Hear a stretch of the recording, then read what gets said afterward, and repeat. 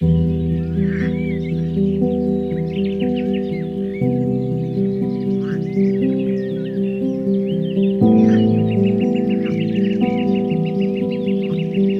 dans le milieu du bois et des forêts avec le podcast Au cœur des forêts du Parc naturel régional de la Forêt d'Orient.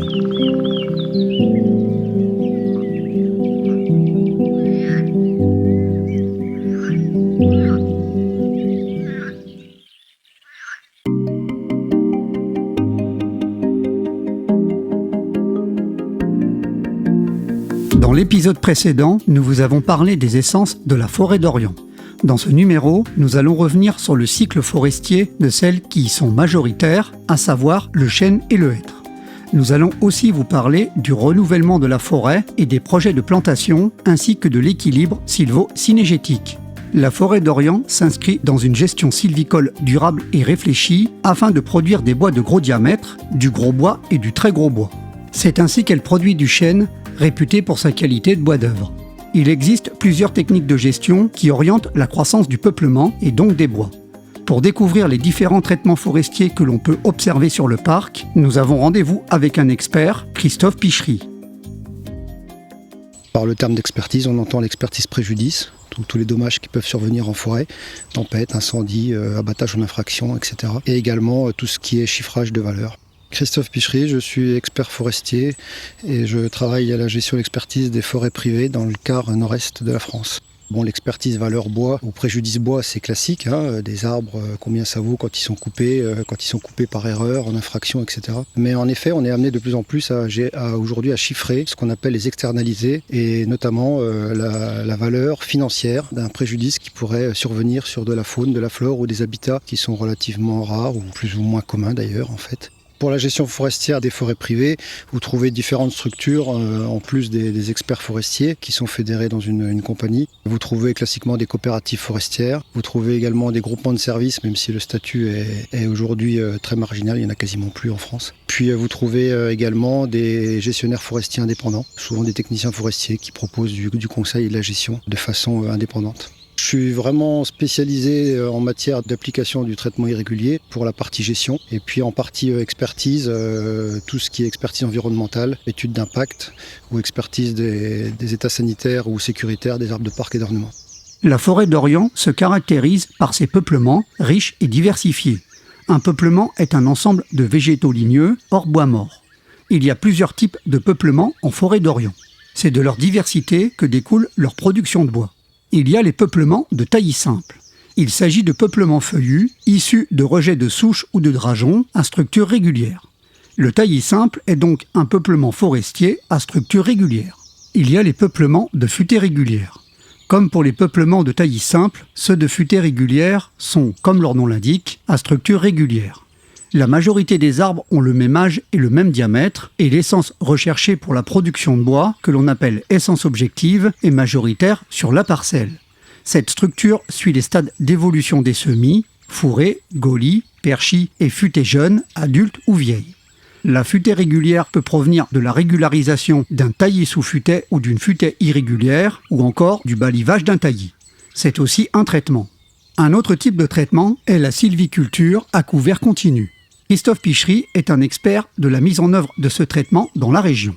Laissons-lui la parole pour nous donner les détails et les avantages de cette pratique forestière. C'est un mode de traitement qui est en développement, ça c'est certain, mais je pense que malheureusement il est encore minoritaire. Et pourtant il répond à énormément d'enjeux aujourd'hui qui sont attendus par la société civile comme la société ou comme la partie professionnelle, mobilisation, transformation de la société. On essaie au sein de l'association Futaies Régulières de développer vraiment l'accompagnement auprès des forestiers qui souhaitent s'emparer de cette méthode. Mais c'est une méthode qui fait encore un petit peu peur parce que les gens sont dans des chemins bien tracés, dans des normes sylvicoles bien tracées et le forestier n'aime pas trop en sortir. Comme tout type de traitement, vous avez aujourd'hui une phase de conversion parce qu'on hérite, quel que soit le traitement sylvicole mis en place, on hérite de nos fameux taillis sous futaie, avec des proportions de taillis qui sont aujourd'hui trop fortes par rapport à ce que l'économie attend. Et donc en fait on fait une conversion, donc simplement la conversion ne s'organise pas de la même manière que pour la futaie par classe d'âge, mais on a le même objectif, c'est de convertir pour aboutir à quoi en bout de conversion? Un état supposé d'équilibre, c'est-à-dire avoir une production soutenue et un renouvellement continu. Parce que l'on n'abat pas les arbres au hasard, Christophe Pichery nous explique ce qu'est le martelage. Le martelage, c'est l'action de marquer un arbre qui est destiné à être abattu, que ce soit pour des raisons sylvicoles ou pour des raisons purement économiques, mais la finalité du marquage, c'est l'abattage. Il n'y a pas vraiment de codage universel. On peut juste peut-être dire que le triangle bleu mis sur un arbre pour un arbre à haute valeur biodiversité est de plus en plus consensuel. Parlons maintenant des cloisonnements d'exploitation. Ils sont nécessaires pour préserver l'état des sols en forêt. Les cloisonnements d'exploitation aujourd'hui sont devenus une pratique très importante en forêt. Tout le monde ne pratique malheureusement pas encore les cloisonnements d'exploitation. Je pense que c'est une pratique qui n'est plus négociable pour obtenir une exploitation respectueuse de l'écosystème producteur. C'est absolument fondamental. Vous avez aujourd'hui des engins de plus en plus gros, de plus en plus lourds, et nous ne voulons pas faire le choix entre ne pas exploiter les forêts ou les exploiter et les traumatiser. Donc la solution intermédiaire, c'est la création de cloisonnements d'exploitation. On peut saluer le travail qui a été fait par les services recherche et développement de l'ONF, qui en équipant des engins forestiers avec des balises GPS, ont comparé la surface impactée lors d'un chantier d'exploitation sur des parcelles cloisonnées, des parcelles qui ne sont pas cloisonnées, et les chiffres parlent d'eux-mêmes. L'impact est absolument majeur, et sur le sol, et ce qu'on oublie de dire aussi, sur les dommages aux réserves, parce que plus les engins tournent dans les parcelles, plus ils frottent les arbres, donc plus ils créent des préjudices ou des sensibilités aux pathogènes. Nous avons compris que la sylviculture à couvert continu valorise une essence objective comme le chêne ou le hêtre en forêt d'Orient et qu'elle traite les autres essences pour valoriser leur bois ou autres fonctions écologiques. L'objectif de cette gestion sylvicole est de donner aux arbres de la forêt d'Orient une vraie valeur ajoutée. Il n'est aucunement question de sacrifier le bien-être de la forêt au profit de son rendement. Les gestionnaires et experts forestiers s'appliquent à trouver un juste équilibre entre gains financiers, respect de la croissance des essences et protection du vivant. Leur souhait est que les futures générations puissent produire du bois d'aussi bonne qualité que celui d'aujourd'hui. Pour ce faire, ils veillent consciencieusement à leur forêt. Cela passe par différentes opérations, parmi lesquelles les travaux sylvicoles. Les travaux en traitement irrégulier ne se font pas spécialement avant la coupe. C'est des travaux qui se font en fait en continu au fil de l'eau.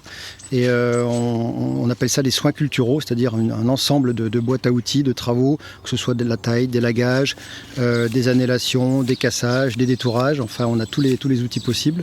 Mais le principe, c'est d'accompagner le peuplement, puisqu'il n'a pas de date de début et de date de fin, en permanence avec des soins culturaux qui améliorent le recrutement de diversité et la qualité des tiges. Et en fait, en traitement irrégulier, on a en moyenne un passage en travaux dans chaque parcelle tous les 5 ans.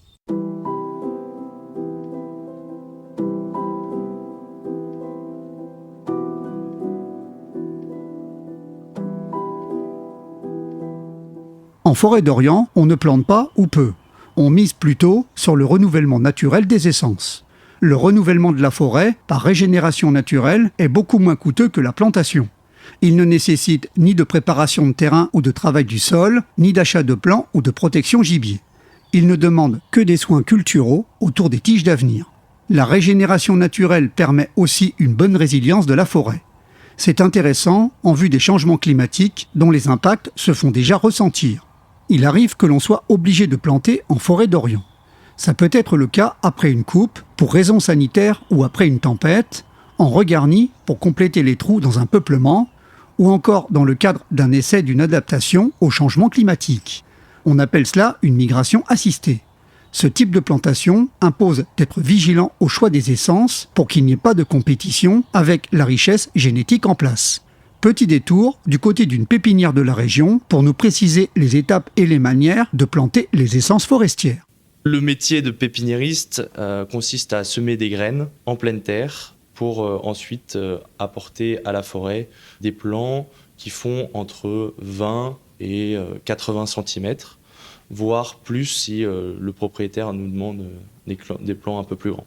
Martin Tournant, chef de culture de la partie pleine terre de la pépinière Naudet à Chéhu, dans l'Yonne. Donc mon rôle est de piloter l'ensemble de la production de plants en racines nues à Chéhu, de la stratification des graines à l'expédition des plants.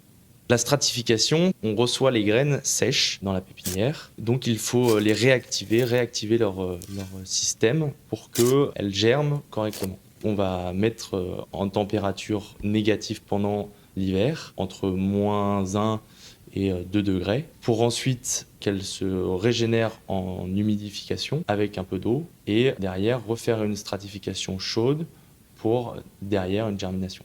Les fournisseurs vont sur des vergers à graines ou alors en forêt directement chercher ces graines.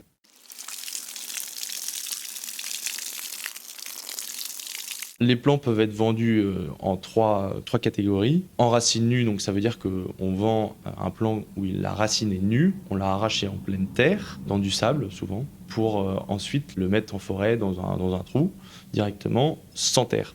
Ensuite, il y a le godet, ça représente à peu près 50-50 entre le racine nue et le godet, en sachant qu'il y a une troisième catégorie qui est la bouture. Et la bouture, c'est pour uniquement les peupliers. En ce qui concerne les essences, le chêne Cécile représente une grosse partie de notre production. Ensuite, de plus en plus se développent d'autres essences en complément, comme le chêne pubescent qui vient un peu plus du sud de la France, des résineux de plus en plus comme le cèdre, le douglas, le mélèze.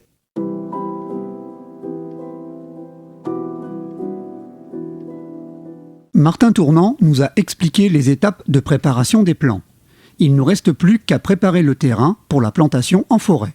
On a plusieurs chantiers en cours pour cette année et plusieurs chantiers qui ont été réalisés les années précédentes. Nicolas Dacosta, je suis chef de chantier au sein de l'entreprise Noder Reboisement et je m'occupe de l'encadrement d'équipes de planteurs sur différents projets de plantation forestière. Au niveau des essences plantées, on a une bonne diversité d'essences, que ce soit résineuses ou feuillues. On n'a plus de chantier de plantation avec une seule essence, donc c'est-à-dire monospécifique. On a surtout des plantations mélangées. Pour les feuillus, on va avoir un mélange par exemple de chêne Cécile avec des essences qu'on appelle précieuses, donc des alisiers, des cormiers. Quand le chantier il est encadré par un expert forestier ou un technicien, généralement il y a un plan de gestion sylvicole qui est fait par cet expert.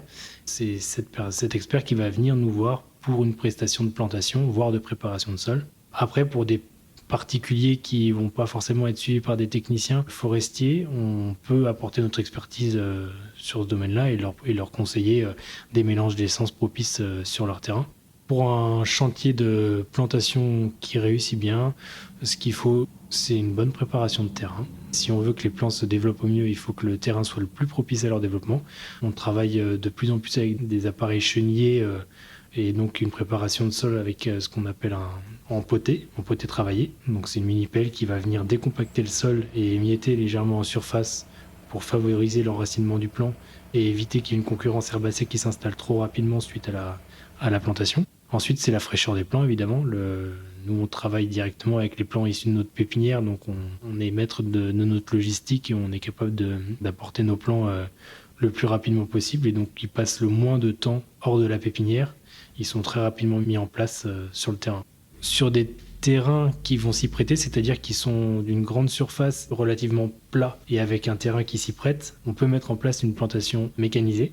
Ça va être une planteuse qui va être à l'arrière d'un tracteur et qui va planter les plants sur un terrain préalablement préparé. Sinon, on est sur de la plantation dite manuelle, c'est-à-dire plantation à la pioche, sur terrain travaillé ou non, mais généralement travaillé. Pour les essences à l'avenir, sur les 100 prochaines années, les essences ne vont pas forcément changer, mais on va essayer d'aller chercher de la génétique plus au sud de la France. Donc on va travailler avec les provenances, donc qui sont les variétés de chêne. Notre gros problème, c'est que pour produire une essence, un plant forestier, il nous faut presque 4 ans. Donc s'il nous faut 4 ans, il faut qu'on anticipe 4 ans à l'avance, et même un peu plus parce que la mise en culture, il faut l'anticiper. On va du coup se renseigner auprès de nos clients pour essayer d'adapter au mieux la mise en culture de l'année N pour qu'en N+4, on ait les essences adaptées.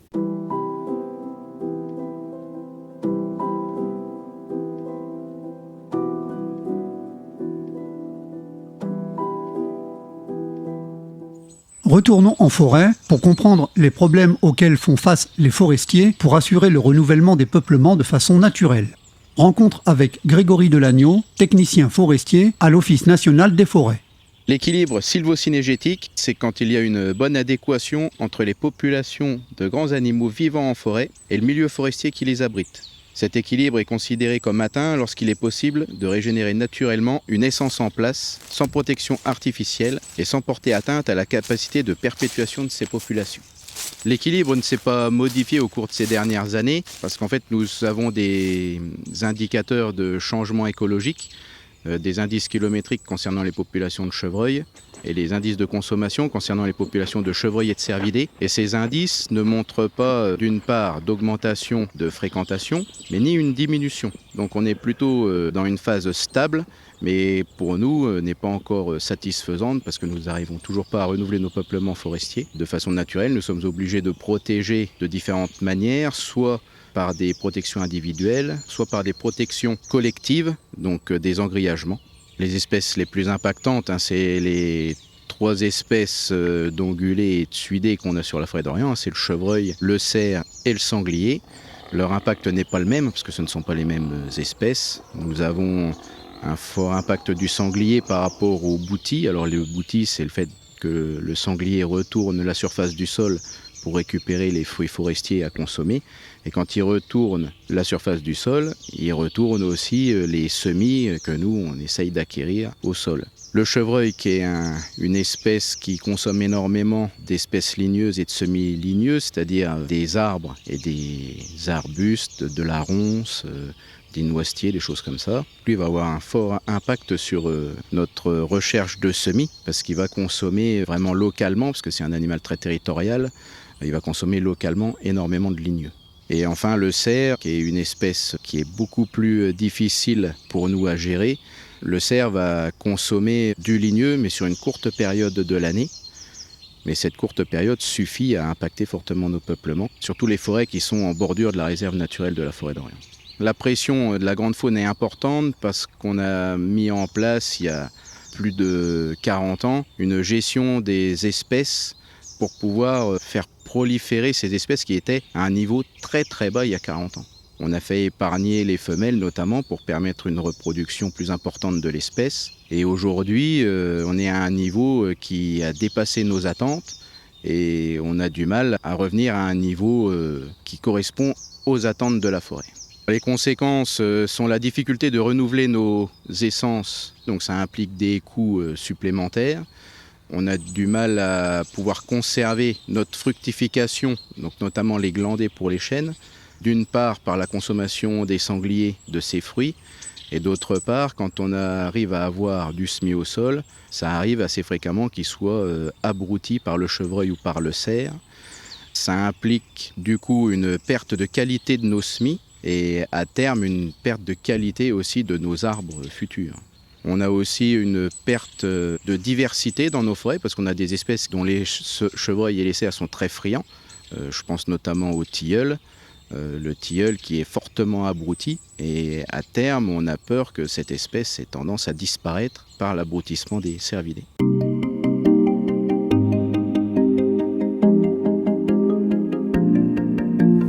Maintenant que nous vous avons expliqué les orientations de gestion forestière durable et comment les forestiers gèrent les plantations et veillent sur l'équilibre sylvo-cynégétique de la forêt d'Orient, nous allons passer à une étape très pratique, la coupe de bois. Dans le prochain épisode, nous vous emmenons à la découverte de ceux qui ont en charge la direction des chantiers de coupe et de ceux qui sont en charge du chantier d'exploitation.